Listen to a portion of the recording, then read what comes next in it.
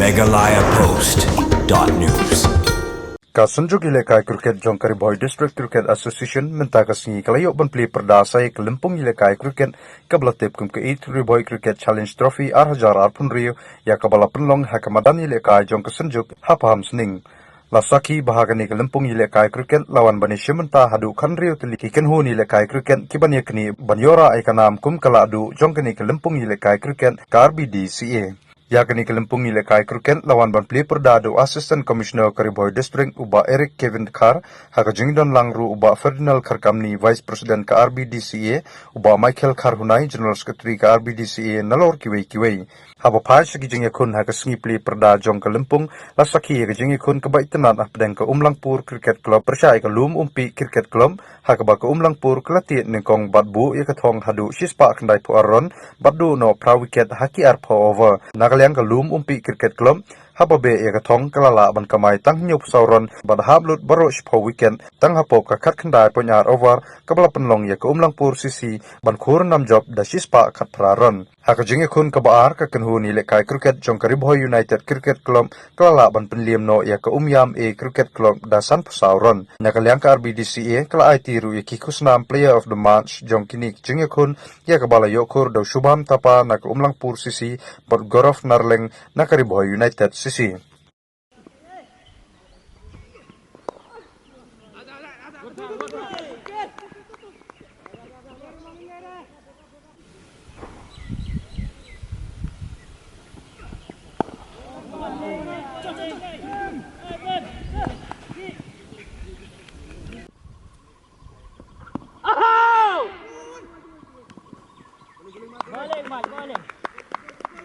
Yang Jongkari Boy District Cricket Association ngasukwa aban shu yathu ya i history jongi ka Riboy District Cricket Association ka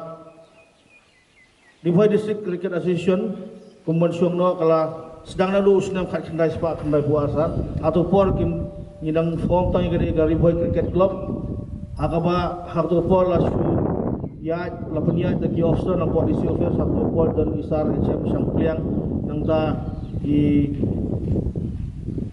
sar arab thap ikong susyang bat i PS Khar Delta lalu tu kopor khnai spa khnai buar ki lapanya ya kene ke trofi ke bangi ru menta kasnam ngilas beteng biang kata kadai ka Riboy Cricket Challenge Trophy Delta naru usnam khnai buar hadu khnai pesan de usnam khnai pesan bangila form no ya kene ke ASEAN ke jongi ke Riboy District Cricket Association lalu tu kipor ngila continue biang ya kene ke trofi ke ba ni continue menta usnam dengan numla aban ai ke jing khulai ke ba kerpang dam ta kinong mai phang ya har to kapor ba de haus dam arja arhuai bangilayo bangin penangkam yang ini kemadan limba ke jing association ki ba hab ban lai represent nang unta ka state sepo ka national level de za kadawi khamyo pulang ba de hakani ka sedam bamenta hadin bangilayo mir jumur lang ba ki para member berfa nyong ba ngihab ban penia ya kene ka cricket tournament ke ba de Hapori Boy District de hakani de na takda last 2 month ngila penia ya kani ka T20 Pamsning cricket tournament ke badai ni ai buram kani kadong ka baisar wailat selai badai minister jong sport lawan masaki atau ke program te ni bentaru ni au news nam ada funreu ngila board ya ka ni ka kenti bangin haban continue ya kani ka challenge Riboy Cricket Challenge Trophy kadai ka Bafra, the 8 Riboy Cricket Challenge Trophy. Bangaru nga sutenat malakai. And for the rest of you who don't understand Khasi, just to mention that I've also been playing this game for the past 12 years, almost 15 years of my life. So it's something that I'm very passionate about.